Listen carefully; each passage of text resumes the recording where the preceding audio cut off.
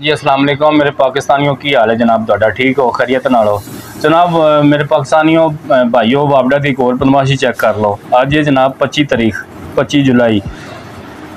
अज bill भेजे ने सुबह 9 बजे ठीक है 9 बजे बंदा आया दरवाजे तक बिल सड़ के ना आप निकल गया चुप करके स्पीडो स्पीड भी मां तो मैंने करो ना छितर ना पैंदे होण या बेइज्जती ना होंदी होवे भी असीं एक ही काम कीता है।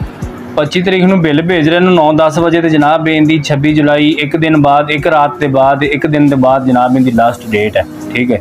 कोई खुदा का खौफ करो यार चेक करो जनाब अज 25 तरीक तो 26 इनकी लास्ट डेट है।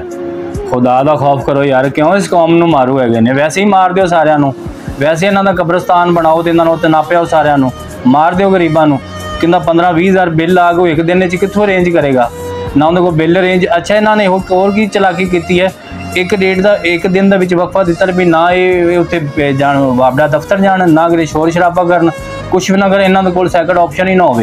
एक सारी दुनिया के उत्ते टैक्स पा दिता ने सेल टैक्स इनकम टैक्स सारे टैक्स मजीद टैक्स लो जी ये किहड़ा टैक्स आ गया मजीद टैक्स है किन्ने को टैक्स पाने वो अपने किचन के भी सारे टैक्स विच पा दिते ने ठीक है। सेल टैक्स जनाब ये इनकम टैक्स वो होंदा जिन्ना को बंदा चीज़ खरीदे असीं तां वापडा को खरीद रहे हैं वापडा का हक बनता जनाब ये इनकम टैक्स देना असीं तां उन्हां को परचेज कर रहे हैं चीज़ खरीद रहे हैं ये वापडा का हक बनता इनकम टैक्स देना साडा बनता है। अब पाकिस्तानियों बोलो तो सही यार।